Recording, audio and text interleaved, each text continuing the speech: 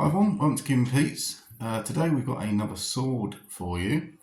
So this is the hunting hanger sword with clamshell guard, and this is from Heron Armoury. You can just see the Heron mark on the blade there.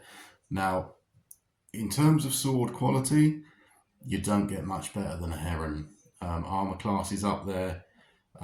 But when you fight with these swords in Re-enactment, you can literally hear the difference. With the cheaper swords, you get more of a dull thud.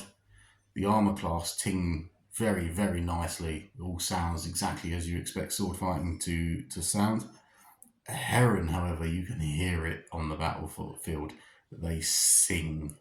So the blade is made of E45 sprung steel, and it is absolute top quality. This one has been used in reenactment battles and it is smooth to the touch. I have no fear of running finger down there. There are no burrs at all on that. So the handle is made of real bone, as it would have been at the time, and you've got the brass caps that hold it in, and the rest is of steel. The clamshell design on the hilt there wasn't particularly nautical. It wasn't just because this was used on a ship. It was just a very popular, sort of fashionable design at the time. And you've got your guard up the top. So when you hold this, the clamshell protects you from blows coming in, and it does that. It does cover the whole hand. So even though it's quite a sort of fancy looking thing, its practical purpose is really good. One at the top, if a blade hits you on the top, I can't get my hand in, if the blade hits you on the top and runs down, that will stop it coming up your arm, and the little hook just stops it bouncing off. So if that happens, you can almost control the other person's sword and whip it up and then strike.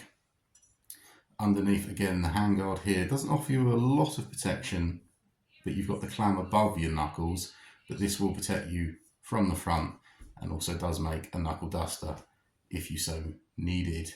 So it does offer some good protection, but like all reenactment, always wear a thick padded gauntlet or glove, because a smack of one of these to your hand, you are really going to know about it, and it is going to ruin your day. You can see on this side of the sword, there is no protection at all. Now that would be on the inside of your body, but even so, some weird things do happen with sword fighting, and the enemy sword does end up in some odd places. So you do not want to lose the fun. So always wear the thick protection on there. So you got a curve to the end of the blade. This would have been used obviously for fighting, but being a hunting sword as well, on horseback with the curved blade, like a machete, like a cutlass, you can use it to hack away at undergrowth, so you can get through.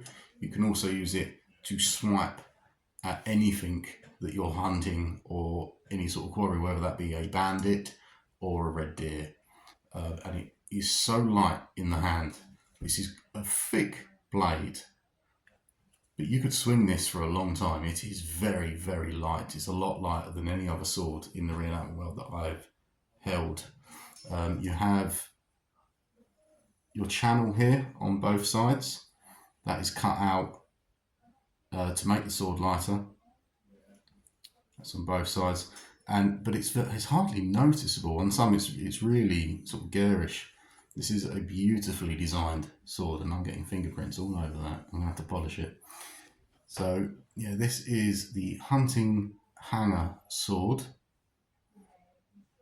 So it's of the cutlass design, but for the period, for a reenactment sword, you will not get any better than this. This is of the finest quality. So yeah, I thoroughly recommend them. Any sword made by Heron or armour class, but this is the Heron example.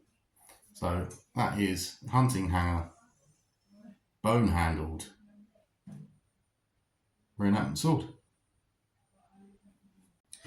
If you've enjoyed this video and the other videos on the channel, give us a like, give me a subscribe. Really appreciate it. It helps me grow the channel, helps me get more interesting things to show you guys, and we can all learn together what it was to be a 17th century pirate.